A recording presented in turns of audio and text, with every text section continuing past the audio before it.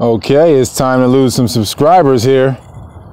Food is homosexual because your mouth is the top of your asshole, and people like the pressure and the textures from eating. And homosexuality is nothing but a sickness or hormonal imbalance from generations of sickness, whether it's subtle sickness or deep sickness.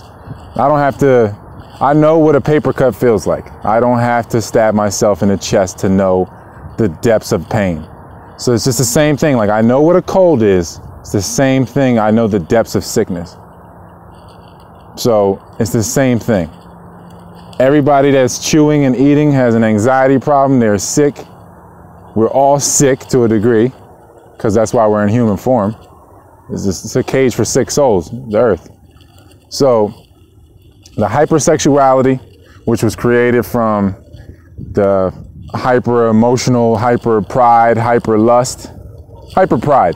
Let's say hyper pride, because let's look at it like this. If you love your reflection so much, you love it to the point where you love representations of that reflection. That's just the deepest level of pride. Pride is the initial sickness.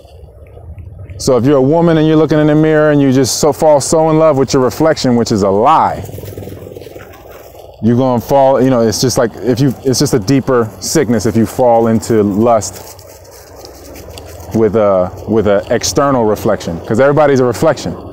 So your literal reflection in the mirror, the 2D you, the flat you, that's a lie. If you fall in love with that, that's the same thing. Like if a man falls in love with his image, it's like the same thing as falling in love with a man. We should be looking outward from our eyes and seeing the world and seeing it, not looking at ourselves in that sense. Because there is no self.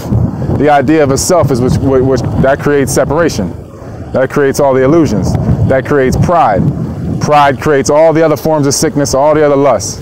And it's hyper pride that creates the hypersexuality. The hypersexuality creates everything else. Because hypersexuality just means people are having kids haphazardly and the whole shebang, literally. It's stemming from the hyper pride, and everything stems from that. And hyper pride, at some level, it births homosexuality, or what Little Richard said is an unnatural affection. If anybody knows anything about being homosexual, it's Little Richard. And Little Richard just recently said that he in his 70s that it is unnatural, and he's been doing it his whole life. It's obvious once you realize that pride is the first sin, and that you realize your reflection is a lie, and that everything you see and hear is essentially a lie, and the only thing that's true is the silence, the void.